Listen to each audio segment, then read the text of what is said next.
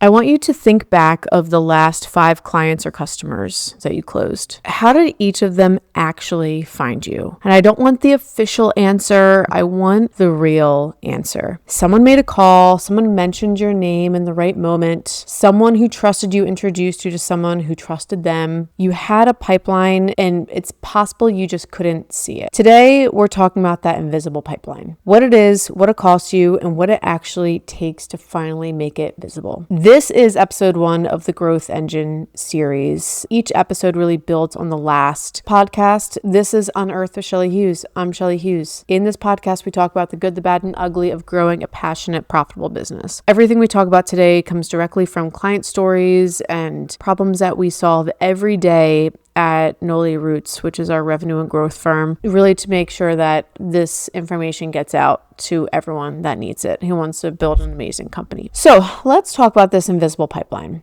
So every B2B company that makes it to 15 million, 30 million, 75 million, they got there the same way, through a pipeline that was real, but possibly a little bit invisible. Relationships, referrals, reputation, really good timing, probably a little bit of luck, the right conversation at the right moment with the right person who knew your name. It's not always luck, although sometimes, let's be real, it is. This is a system. It does not look like one, though, from the inside. There's no dashboard tracking it, no cost per acquisition attached to it, no one who can really draw it on a whiteboard, right?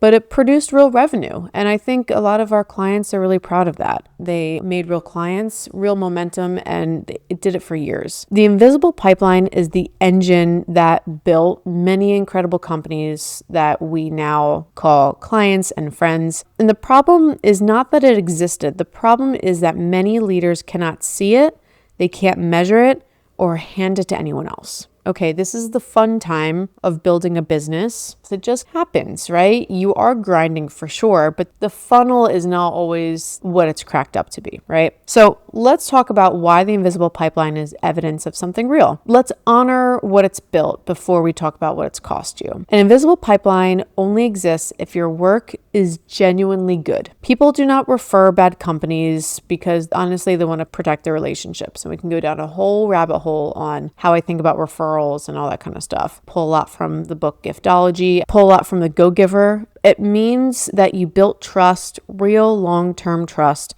with people who believed in what you were doing before there was a brand or a system to point to. And that means that your relationship with the clients became the commercial engine. And that's not a small thing. It means you're doing amazing work. And honestly, most companies never even get to that. But here's what the invisible pipeline cannot do. It cannot scale because it really lives in relationships, and those relationships are so finite. The people in your network have already introduced you to the people that they know. It's like your bubble is at its capacity. It cannot be trained. You can't hire a salesperson and hand them to your invisible pipeline because it simply doesn't transfer that way. And it cannot be diagnosed. It slows and it will slow, and you will not really know why, because you never knew exactly what was truly driving it, what the engine was in the first place. And here's the thing, you cannot manage what you cannot see, and you cannot scale what you cannot manage. So let's talk about the moment the invisible pipeline stops working, because usually that's when we're brought in. A lot of clients will say, what got us to 30 million is not going to get us to 50 million. And in some ways, it's quite visible. They just don't know it's visible, but they can't make out its form, if that makes sense. Most companies do not know the pipeline has run dry until they are already inside the drought. And so here is what I've collected all the things, what it looks like a lot of times for clients that we work with. Growth starts feeling harder than it should. You are doing all the same things, but the return looks a little different. The revenue tap slows. People you relied on have moved on, changed roles, retired, or their networks were not infinite either. Sometimes it looks like this invisible pipeline.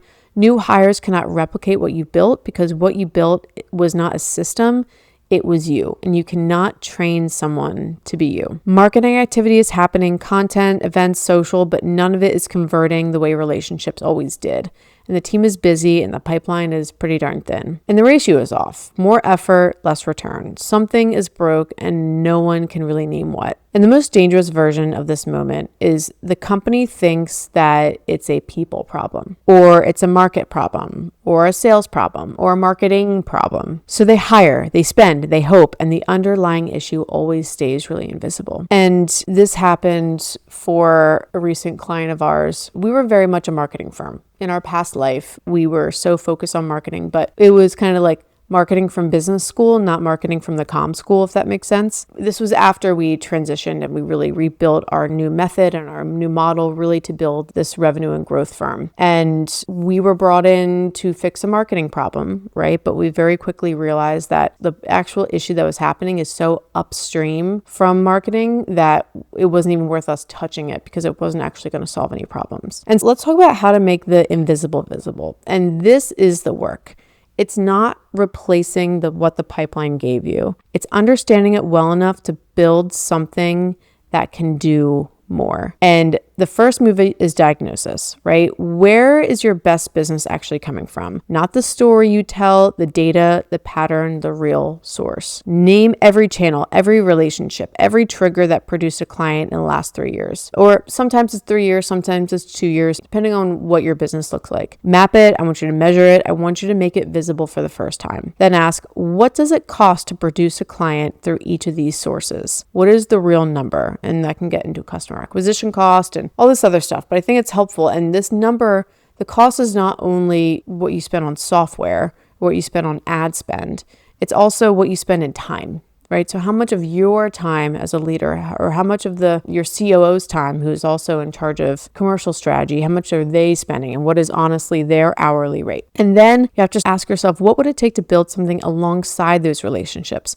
A system that generates demand intentionally and not just receives it. And this is not about abandoning what worked, right? Relationships are still one of the highest ROI activities in any B2B company that I've ever seen. But it is about building a system that works with them and along them, beyond them, and without them when you need it to. And so next week, we're talking about you are the system and what happens when all the revenue runs through one person. We had another client where they're probably a $15-20 million company. It's essentially a consultancy, and most of their revenue came through their top consultants. The challenge is their top consultants are retiring in a few years, maybe even less. So the challenge with that becomes, one, they've lost their top consultants, the masters at their craft. So there's a team development problem. And two, they're losing their top of the pipeline engine. And so that's something that we're working with them on. So this is one of the biggest first steps in understanding, okay, how to build a growth engine. It's making the invisible visible. You built something real. The pipeline was real. You got to this point for a reason. The fact that you cannot see it does not mean it doesn't exist.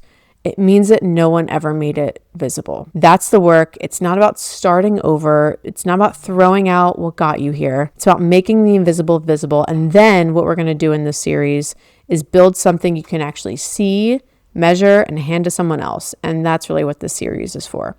So stay around for the next few episodes. Make sure you subscribe. Make sure you hit the follow button so you don't miss anything, because this is really going to help set you up. What we do for clients every single day help set you up for building your growth engine. But again, with this, the first thing is to make that invisible pipeline very clear and understanding so you can use that data to build on top of it and double down. Hope this helped. Again, make sure you follow, send this series to someone that you think is going to really benefit from it, and we'll see you next week.